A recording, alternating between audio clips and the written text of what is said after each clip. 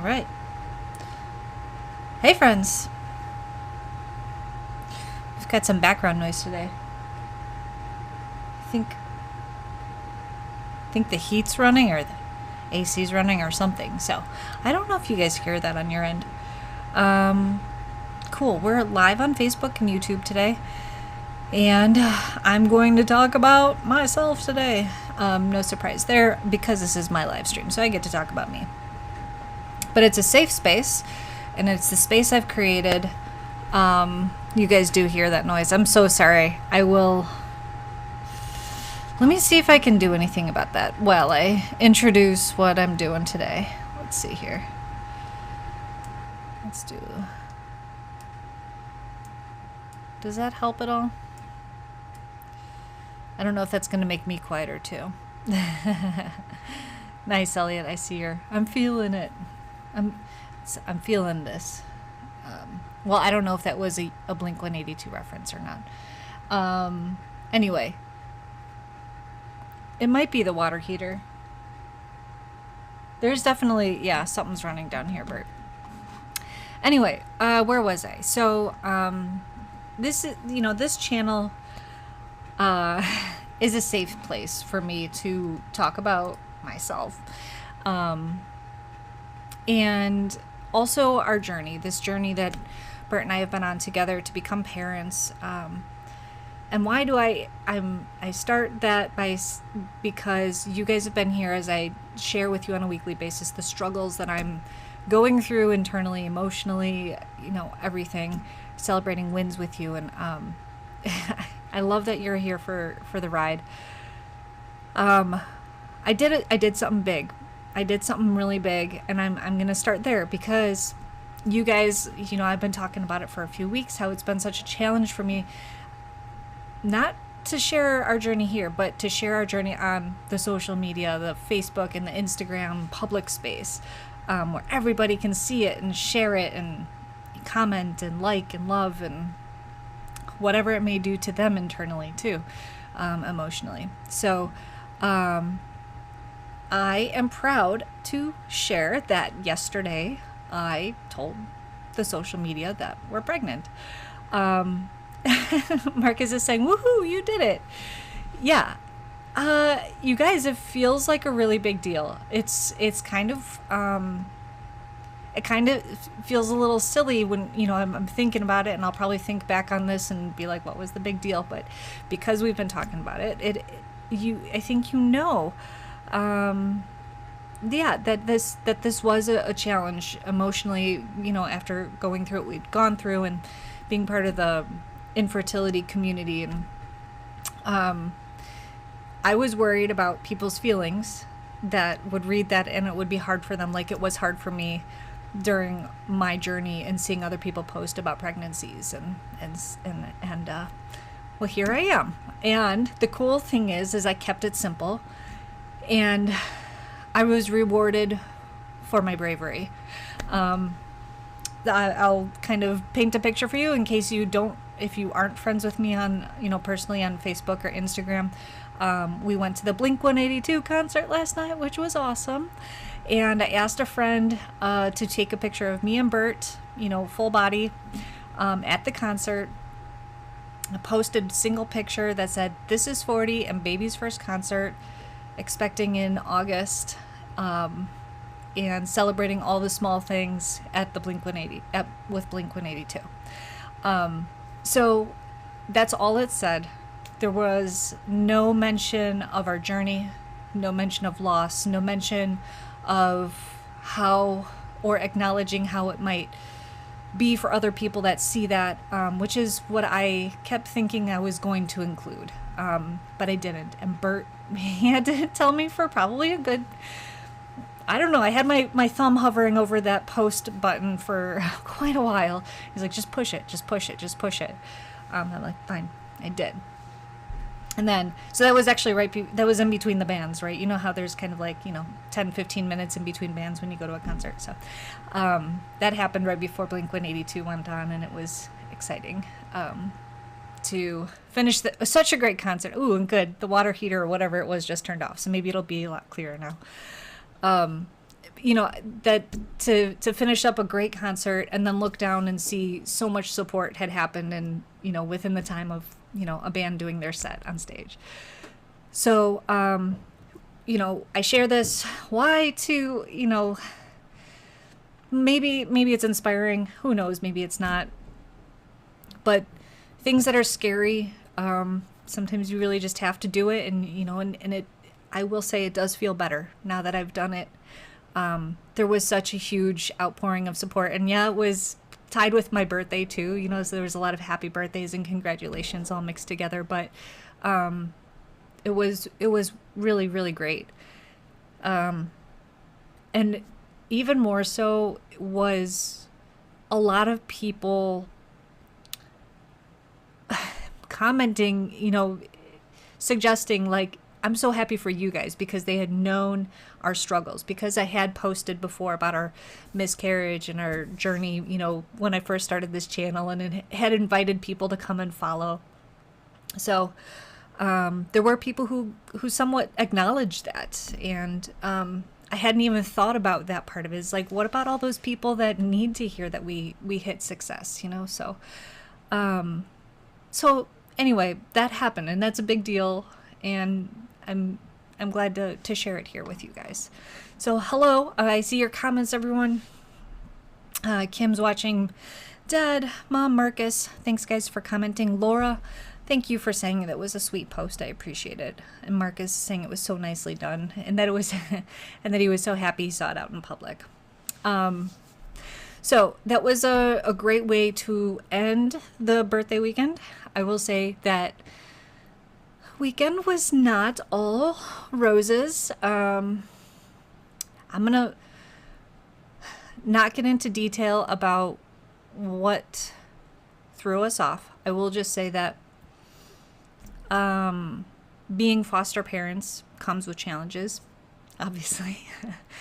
And relationships are not, they're not straightforward as foster parents, you know, and foster kids. That it's a challenge because it's constantly changing. There's different periods and phases of a foster relationship. We are entering a unique phase where a lot of times when reunification is happening, or kids are moving on because maybe things are whatever, they get moved into, for whatever the reasons may be, okay, they get moved. It's a little bit more sudden, or maybe that it's on bad terms. Our unique situation is that our foster story will be coming to an end on a timeline. It'll be happening at the end of a school year. It'll be going to family, which we've already started doing a transition with.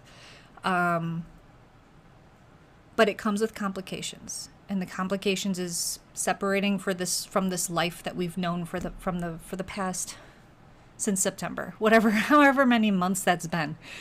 I think about seven months or so, 7 or 8 months. And not, you know, for us and for our youth in care, there's going to be separation, and there's going to be this like fear of what that will feel like, the fear of losing that normalcy that we've built. And a lot of times I think what happens in these situations is we start to push away. And so that makes it easier, so that when we actually separate, we've already done half the work of saying goodbye. We've already done that, you know, the emotional like push away. Like, all right, I'm not, we're not going to be here anymore. Let me make this easier on you. We're going to just do a push off the wall. If we were, you know, swimming laps here, get into the next lap.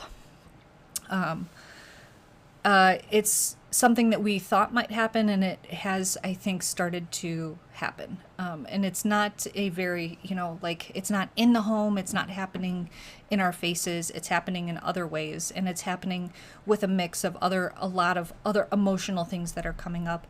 It's not all about us, it's not about our relationship with her, it is about so much more in her life that she shouldn't have to be going through at this age. And it's challenging for us as foster parents to be part of this. I am not going to lie. This last month is going to feel like a marathon. It is heavy and hard and constantly a challenge to figure out what the right thing to do is, or what to do in general. Like, it's hard. And I wouldn't say not to foster because of how hard this part is. I would just say, with any journey, there's going to be hard parts, and this is definitely a hard part of this journey. So please don't let my my sales of the end of the journey scare you away. It's certainly they're very much still worth it, and there's still a lot of things to look forward to. And Bert and I are working really hard right now to try and find the most safe and supportive way to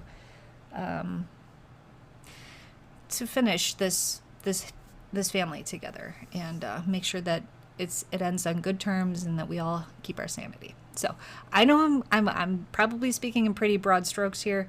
Obviously I can't get into a lot of specifics, and it's not my story to tell what she's going through. So I can just tell you from my end, everything is just hard.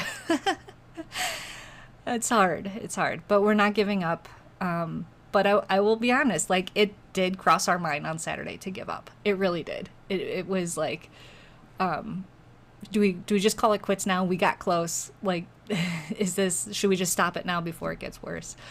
Bert just wrote in all caps hard with a exclamation point. So, it is, it's going to consume a lot of our emotional, bandwidth. But I want to come full circle with how the whole weekend went, right? So my 40th birthday was yesterday. I had planned probably a year ago. I'm like, okay, for my 40th birthday, I want to go to Hawaii. We're gonna save up. We're gonna have our credit card miles to, or credit card airline miles to go, and we're going to put it all towards Hawaii, or we're going to go to Europe, and we're going to do another Euro trip, kind of like our anniversary. And plans changed for multiple reasons. And as I got closer to the 40th birthday, I started to get really, really sad that I didn't have any big plans. But here's what I did, and I am so glad I did it. I made a list of all my favorite things, all the small things that make me happy. And I shared that list with the people around me. Well, I shared it with Bert, and I said, do what you can. I don't have to have everything on this list. And there was probably about 20 things on the list. And I said, just if I can get a whole bunch of these things, I think that would really make for an awesome birthday weekend. So this is what I hope. Maybe, you can take as inspiration from today's chat, is next time you have a big birthday or even a big, milestone. I mean, maybe for Mother's Day, or Father's Day, or whatever, you're celebrating and people are celebrating you, and they're asking, what do you want? Do you want a gift? Do you want a trip? What do you want? Maybe just make a list. And my tip was, I did it so I have an iPhone. I don't know if Androids have this, but you have Notes. And in the app called Notes, you can make a checklist, like with little bullet points and stuff. And then you can share that list with other people. So if you have like a birthday wish list, title your list that, put all your favorite small things on there, share it with the people that can help make that happen. And just watch how awesome your birthday turns out to be. And think about all the things that it could be. So for me, do you guys want to know what I put on my list? I don't know if you want examples, but I'd be happy to share them with you. I did not get everything on the list, and there was one very big thing in particular that I wanted, and because I didn't get it, it kind of turned into this blow up of not a perfect weekend. But because there were all these other little things, and because it was written down and checked off, it was kind of cool to see, well, at least I had all these other, things that did go right. I'm going to share some.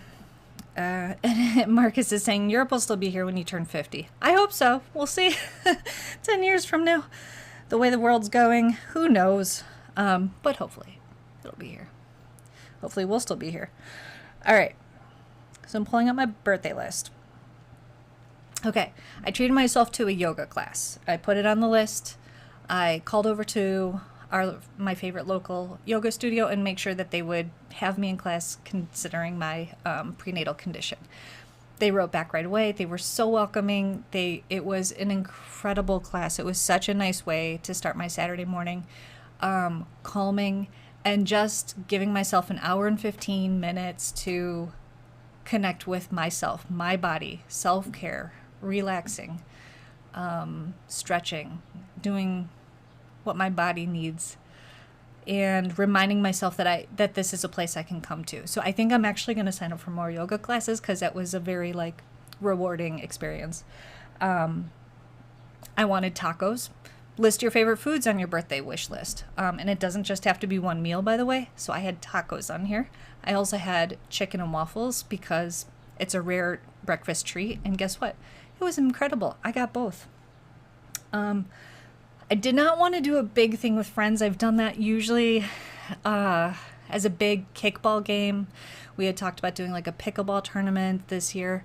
And I love bringing everyone together and running something like that because it's just a great way for all my little groups of friends, whether they're soccer friends or old friends or wherever they come from, the city or the suburbs, for everyone to just play together and intermingle in a non-awkward way.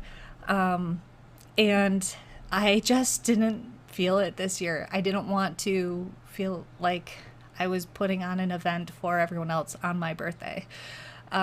Because I couldn't participate in kickball and I just didn't want to, it just felt stressful for me to plan something for a large group. So instead I did all these small things, but I did put on here, see some friends. And, the nice thing is I was able to have a small lunch with just a couple of friends that know each other. So it was just two other couples. It was so nice to catch up. And then I also got to see all my soccer friends at Bert's, well, not all my soccer friends, but our co-ed soccer team. And then I got lucky. I got to see friends at Blink-182, even bumped into one of my other soccer teammates at the concert. It was just awesome. I put things on here like little household tasks that are normally just chores. But because we weren't doing a normal chore day, I wanted to make sure there were just a few things that got done that would make me not sigh or roll my eyes as I was oh, those didn't get done this weekend. I just like when the stairs are swept. We have wood stairs, and I just like when they're swept and clean and there's not cat dust bunnies building up in the corners. Little things like that. That got done. It was wonderful. Okay, random one here. Shave my legs. I have not been shaving my legs that often because it's a little tougher to do with a belly. And I did that and it felt great. So got to cross that off. I put eat blueberries on here because blueberries are delicious and good for me. So got that done.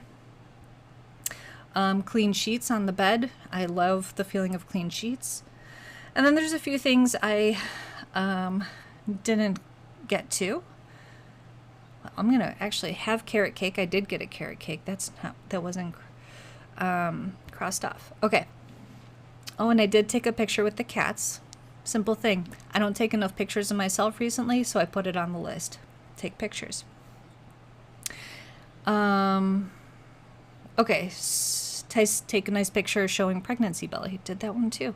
Guys, I didn't even get the satisfaction of crossing some of these off yet. Attend Blink-182 concert. It's well, that's a given, but it's also so rewarding to check it off. Chicken and waffles. Okay.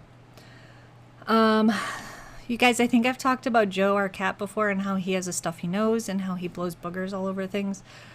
Sorry if that's the first time you heard it and that was a little gross. The boogers sometimes get hard on the walls and they need to be just soaked and wiped away. And it's not a glamorous job, but I did, ask for that for my birthday week, and it did not get done. So there are still Joe boogers on the wall, but you know what? That's okay.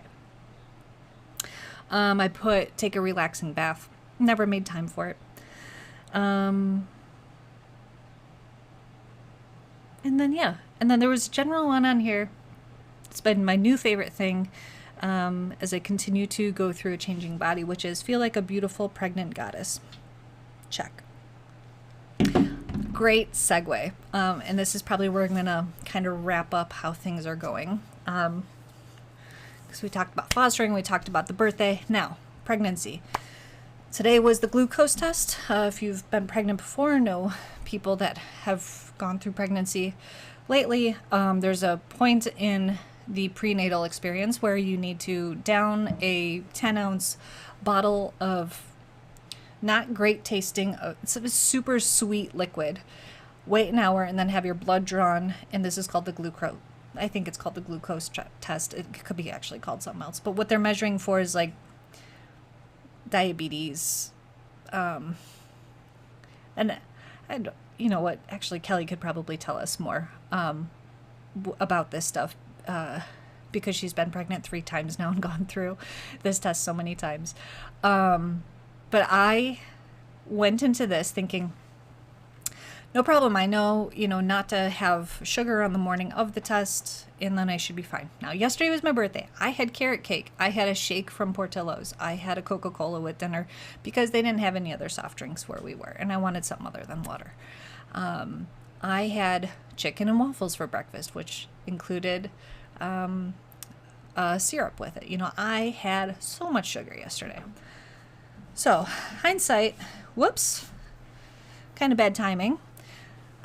We don't know the results yet, but here is why I'm fearful. We went to the appointment today. Thanks, Kelly is including here. Okay, gestational diabetes test starts with a 1-hour test. If you fail, you have to take a 3-hour test. Yeah.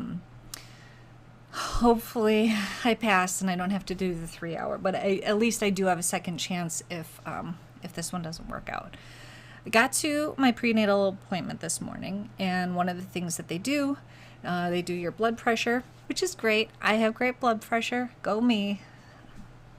Then I stepped on the scale, and I guess the kind of rule of thumb is it's normal to gain about 1 pound per week during pregnancy. That's not entirely true after a certain week.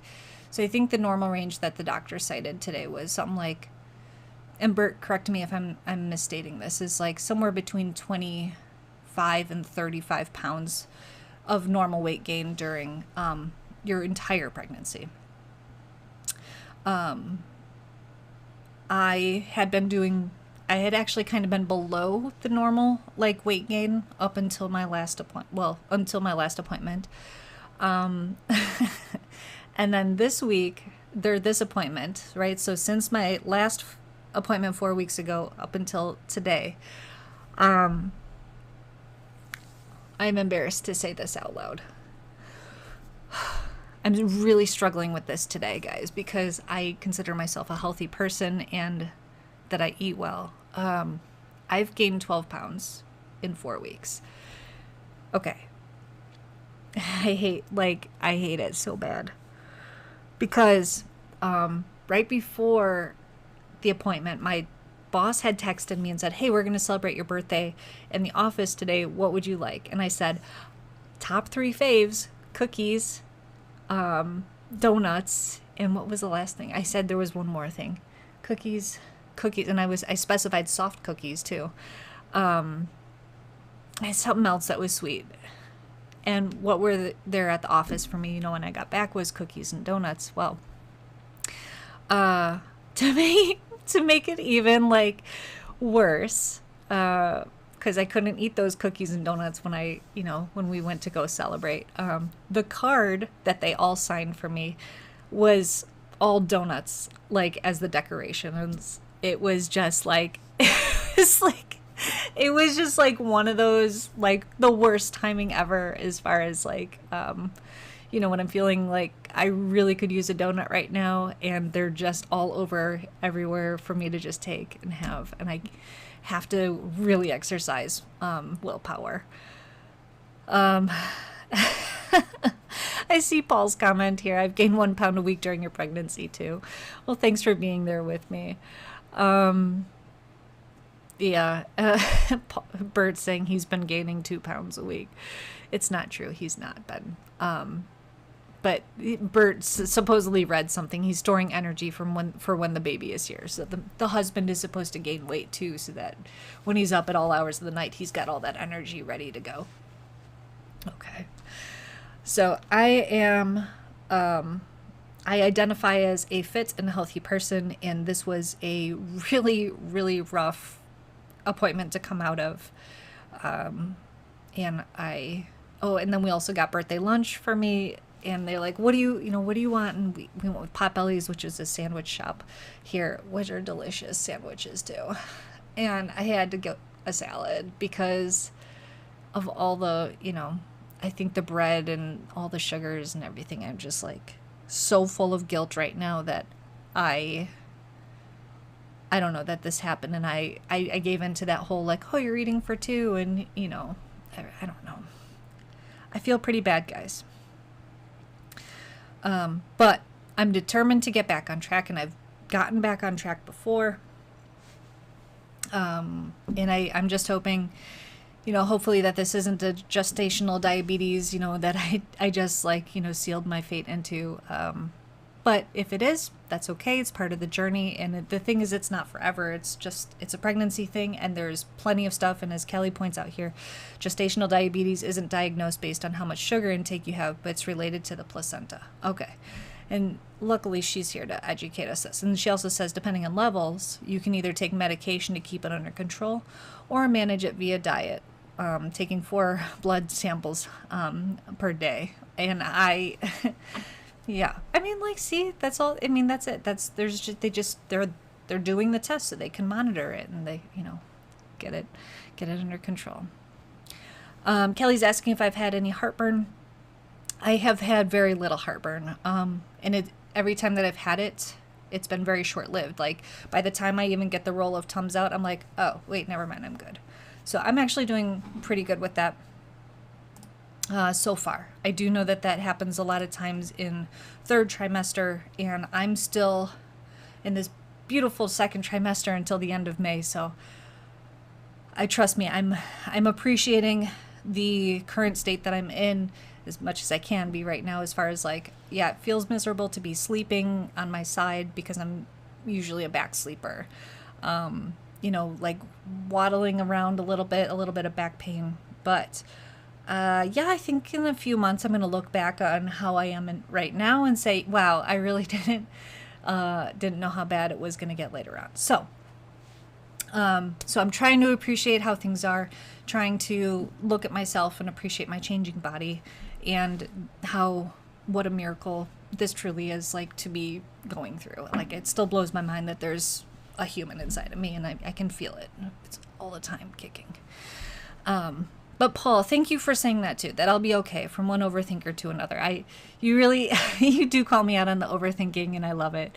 In the best possible way, obviously. I remember I was overthinking something a few weeks ago, and you were like, yeah, Guinness World Record overthinker over here. And thanks, Kelly, for the lifetime supply of Tums if I need it.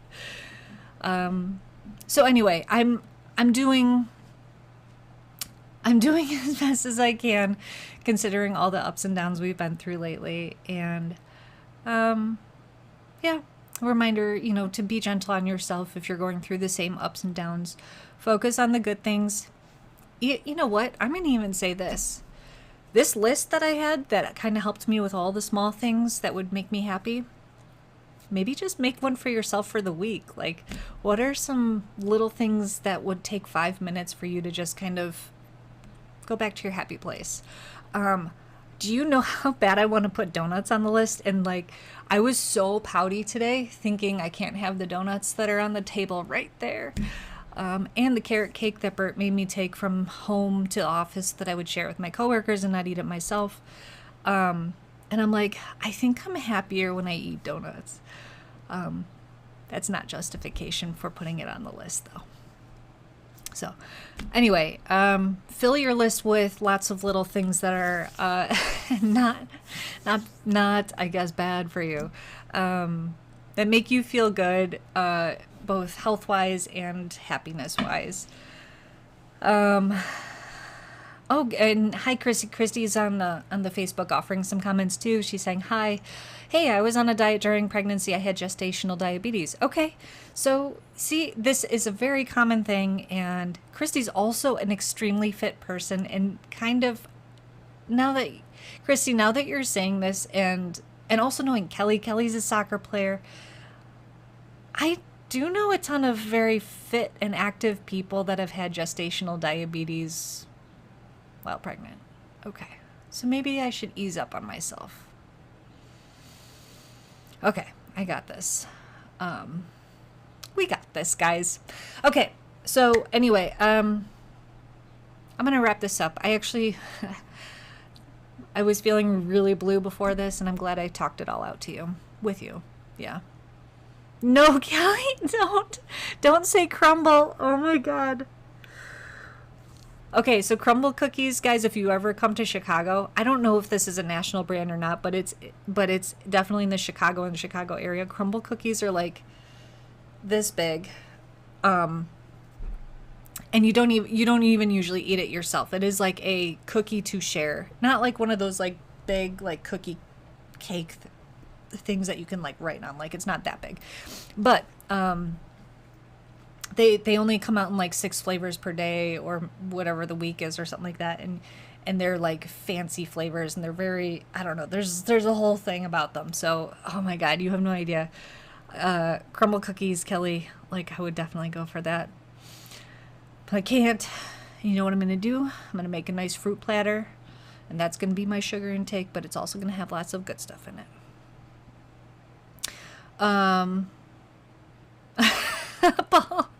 Paul's suggesting a new channel named Donut Huntress. That's fantastic. Yeah.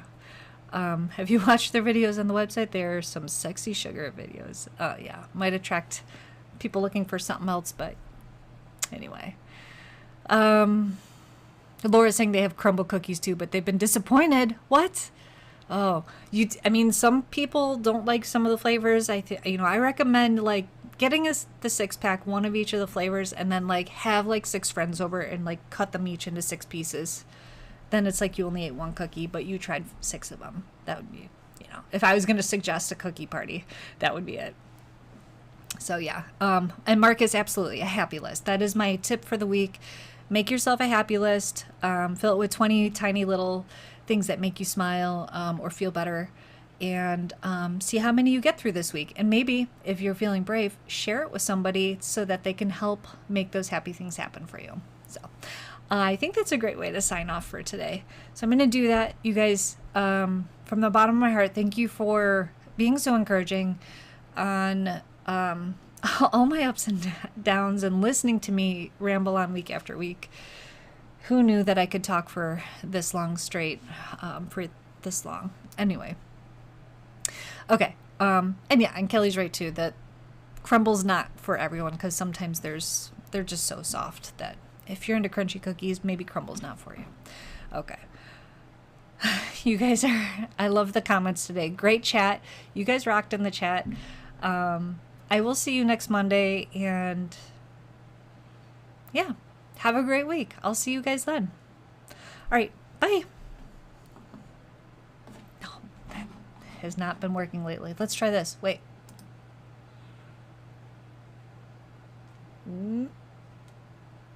So freaking awkward, Lynn. I think it's this one.